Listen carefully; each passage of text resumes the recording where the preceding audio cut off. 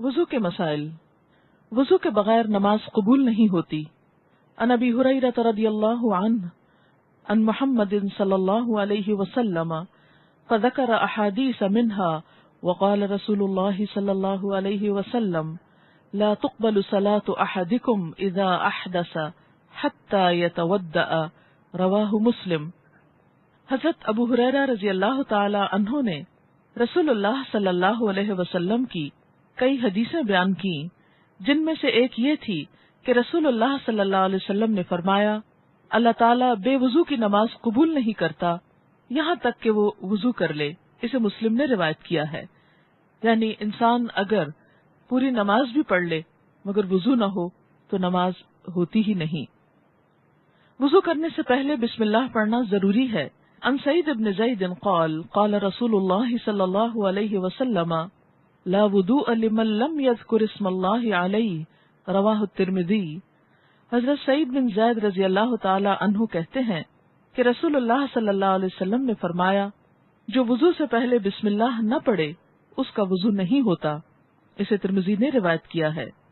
وضو کی فضیلت۔ عن ابی ہریرہ رضی اللہ عنہ ان رسول اللہ صلی اللہ علیہ وسلم قال ان حوضی ابعد من ایلة من عدن لہو اشد بیادا من الثلج واحلی من العسل باللبن ولآنیته اکثر من عدد النجوم وانی لأصد الناس عنه كما يصد الرجل ابل الناس عن حوضه قالوا یا رسول اللہ اتعرفنا يومئذ قال نعم لكم سیماء لیست لأحد من الامم تردون علی غرا محجلین من اثر الوضوء، رواہ مسلم۔ حضرت ابو ہریرہ رضی اللہ عنہ سے روایت ہے کہ رسول اللہ صلی اللہ علیہ وسلم نے فرمایا میرا حوض عدن اور ایلا کے فاصلے سے بھی زیادہ بڑا ہے۔ یہ دو علاقوں کے نام آپ نے بتائے جس سے یہ تصور دینا مقصود تھا کہ اس کا طول و عرض کتنا بڑا ہوگا۔ عام طور پر تو حوض چھوٹے سے ہوتے ہیں لیکن حوض کوثر کی بات کی جا رہی ہے کہ وہ اتنا بڑا ہوگا جیسے عدن۔ عدن کہاں پر ہے؟ یمن میں، اور ایلا فلسطین کی طرف ہے، تو اتنا بڑا حوض ہوگا۔ اس کا پانی برف سے زیادہ سفید اور شہد اور دودھ سے زیادہ میٹھا ہے۔ یہ جو عربی عبارت ہے اس میں آتا ہے کہ دودھ میں ملے ہوئے شہد سے، یعنی جو دودھ اور شہد کو ملا کے شربت بنایا جاتا ہے اس سے زیادہ میٹھا۔ اس پر رکھے ہوئے برتن تعداد میں آسمان کے تاروں سے بھی زیادہ ہیں۔ قیامت کے روز میں دوسری امت کے لوگوں کو اس طرح اپنے حوض پر آنے سے روکوں گا جس طرح کوئی آدمی دوسرے آدمی کے اونٹوں کو اپنے حوض پہ آنے سے روکتا ہے۔ یعنی اس حوض سے صرف امت محمد صلی اللہ علیہ وسلم کے لوگ ہی سیراب ہو سکیں گے۔ صحابہ کرام نے عرض کیا اے اللہ کے رسول صلی اللہ علیہ وسلم کیا آپ ہم کو اس روز دوسری امتوں کے لوگوں میں پہچان لیں گے؟ آپ نے فرمایا ہاں، وضو کے باعث تمہارے ہاتھ پاؤں اس قدر روشن اور چمکدار ہوں گے کہ ایسے نشان کسی دوسری امت کے لوگوں کے لیے نہیں ہوں گے۔ اسے مسلم نے روایت کیا ہے۔ تو اس حدیث سے کیا پتہ چلتا ہے کہ نبی صلی اللہ علیہ وسلم کی امت حوض کوثر پر جائے گی اور آپ اپنی امت کو پہچانیں گے۔ کس سے؟ وضو کے علامات سے، اعضائے وضو کے چمکنے کی وجہ سے۔ اس سے کیا پتہ چلتا ہے کہ آپ نے جو طریقہ بتایا، جو سکھایا، وہ دراصل ساری پچھلی تعلیمات کا خلاصہ ہے اور ان کی کمپلیشن ہے۔ الیوم اکملت لکم دینکم، آج میں نے تمہارے لیے تمہارا دین مکمل کر دیا۔ آپ کو معلوم ہے کہ یہود نے شاید حضرت عمر سے کہا تھا کہ تمہاری کتاب میں ایک ایسی آیت ہے اگر وہ ہمیں مل جاتی تو ہم اس دن کو عید کا دن بنا لیتے، اور وہ یہی آیت تھی الیوم اکملت لکم دینکم واتممت علیکم نعمتی ورضیت لکم الاسلام دینا۔ ایک مکمل دین ہمیں عطا کر دیا گیا، ہمیں کسی اور طرف دیکھنے کی ضرورت ہی نہیں۔ ضرورت اس بات کی ہے کہ ہم ان اوریجنل سورسز کی طرف لوٹیں آنکھیں کھول کر۔ وضو کا مسنون طریقہ یہ ہے۔ ان حمران ان عثمان رضی اللہ عنہ دعا بوضوء فتودع فغسل کفیہ 3 مرات ثم مدمد واستنثر ثم غسل وجهه 3 مرات ثم غسل يده اليمنى إلى المرفق 3 مرات ثم غسل يده اليسرى مثل ذلك ثم مسح رأسه ثم غسل رجله اليمنى إلى الكعبين 3 مرات ثم غسل رجله اليسرى مثل ذلك ثم قال رأيت رسول الله صلى الله عليه وسلم تودأ نحو وضوئي هذا رواہ مسلم۔ حضرت حمران رضی اللہ عنہ سے روایت ہے کہ حضرت عثمان رضی اللہ تعالی عنہ نے وضو کے لیے پانی منگوایا، پہلے اپنی ہتھیلیاں 3 مرتبہ دھوئیں، پھر کلی کی اور ناک میں پانی ڈالا، پھر اپنا منہ 3 دفعہ دھویا، اس کے بعد اپنا دایاں ہاتھ کوہنی تک 3 مرتبہ دھویا، اسی طرح بایاں ہاتھ کوہنی تک 3 مرتبہ دھویا، پھر سر کا مسح کیا، مسح کے بعد اپنا دایاں پاؤں ٹخنے تک 3 مرتبہ دھویا اور اسی طرح بایاں پاؤں ٹخنے تک 3 مرتبہ دھویا، پھر فرمایا میں نے رسول اللہ صلی اللہ علیہ وسلم کو اسی طرح وضو کرتے دیکھا ہے۔ اسے مسلم نے روایت کیا ہے۔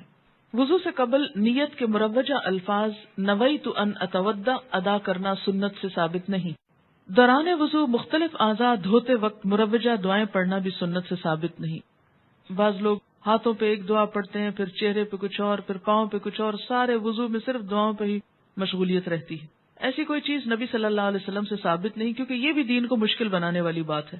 ہاں یہ الگ بات ہے کہ وضو کرتے ہوئے اگر آپ کے اپنے دل میں کوئی خیال جذبات آئیں کہ یا اللہ تو میرے چہرے کو آگ سے بچانا، اللہ میرے پاؤں کو استقامت دینا وغیرہ وغیرہ، اگر دل سے کوئی ایسی چیز کسی وقت نکلتی ہے تو وہ آپ مانگ لیں اپنے طور پر، لیکن اس کو سنت سمجھ کر یا ایک لازمی چیز سمجھ کر مت کریں، اور دوسروں کو خاص طور پر ایسی چیزیں سکھا کر دین کو بوجھل نہ کریں، کیونکہ بعض کتابوں میں ایسی چیزیں چھپی ہوئی بھی ملتی ہیں۔ یہ دین کو بوجھل بنانا ہے، اس کو ہلکا رکھیں تاکہ ہر شخص عمل کر سکے۔ ہاں ان لوگوں کے اندر جذبات پیدا کریں کہ کچھ وہ اپنے دل اور اپنی زبان میں بھی مانگا کریں۔ وضو کے بعد مدرجہ ذیل دعا پڑھنا مسنون ہے۔ عن عمر بن الخطاب رضی اللہ عنہ قال قال رسول اللہ صلی اللہ علیہ وسلم ما منکم من احد یتودع فیبلغ او یسبغ الوضوء ثم يقول اشهد ان لا اله الا الله وحده لا شريك له واشهد ان محمدا عبده ورسوله الا فتحت له ابواب الجنة الثمانية يدخل من ايها شاء رواہ احمد ومسلم وابو داود والترمذی وزاد اللهم اجعلني من التوابین واجعلني من المتطہرین۔ حضرت عمر رضی اللہ تعالی عنہ کہتے ہیں کہ رسول اللہ صلی اللہ علیہ وسلم نے فرمایا اگر کوئی شخص مکمل وضو کر کے یہ دعا پڑھے، کون سی دعا؟ اشہد ان لا الہ الا اللہ وحدہ لا شریک لہ، آخر تک، میں گواہی دیتا ہوں کہ اللہ کے سوا کوئی الہ نہیں، وہ ایک ہے، اس کا کوئی شریک نہیں، میں گواہی دیتا ہوں کہ محمد صلی اللہ علیہ وسلم اللہ کے بندے اور اس کے رسول ہیں۔ یہ کیا چیز ہے؟ دراصل کلمہ شہادت ہی تو ہے۔ تو اس کے لیے جنت کے 8 دروازے کھول دیے جاتے ہیں کہ جس سے چاہے داخل ہو۔ اسے احمد، مسلم، ابو داؤد اور ترمذی نے روایت کیا ہے۔ ترمذی نے اس دعا میں ان الفاظ کا اضافہ بھی کیا ہے، اللہم اجعلنی من التوابین واجعلنی من المتطہرین، اے اللہ مجھے توبہ کرنے والوں اور پاک رہنے والوں میں شامل فرما دے، آمین۔ وضو کرتے ہوئے پانی کے استعمال میں احتیاط برتنی چاہیے۔ رسول اللہ صلی اللہ علیہ وسلم نے ہر وضو کے ساتھ مسواک کرنے کی ترغیب دلائی ہے۔ یہ بھی ترغیب دلائی، فرض نہیں کیا تاکہ مشکل نہ پڑے۔ عن ابی ہریرہ رضی اللہ عنہ عن رسول اللہ صلی اللہ علیہ وسلم قال لولا ان اشق علی امتی لامرتهم بالسواک مع كل وضوء، اخرجہ مالک و احمد والنسائی۔ حضرت ابو ہریرہ رضی اللہ عنہ سے روایت ہے کہ رسول اللہ صلی اللہ علیہ وسلم نے فرمایا اگر مجھے امت کی تکلیف کا احساس نہ ہوتا تو میں ہر نماز کے ساتھ مسواک کرنے کا حکم دیتا۔ اسے مالک، احمد اور نسائی نے روایت کیا ہے۔ تو اس سے کیا پتہ چلتا کہ آپ کی خواہش یہ تھی کہ امت اس عمل پر پابندی کرے، اور اس میں کچھ مشکل نہیں، صرف عادت بنانے کی ضرورت ہے، کیونکہ اس کی فضیلت بہت ہے۔ کیا فضیلت ہے؟ ان عائشہ رضی اللہ عنہا قالت قال رسول اللہ صلی اللہ علیہ وسلم السواک مطہرۃ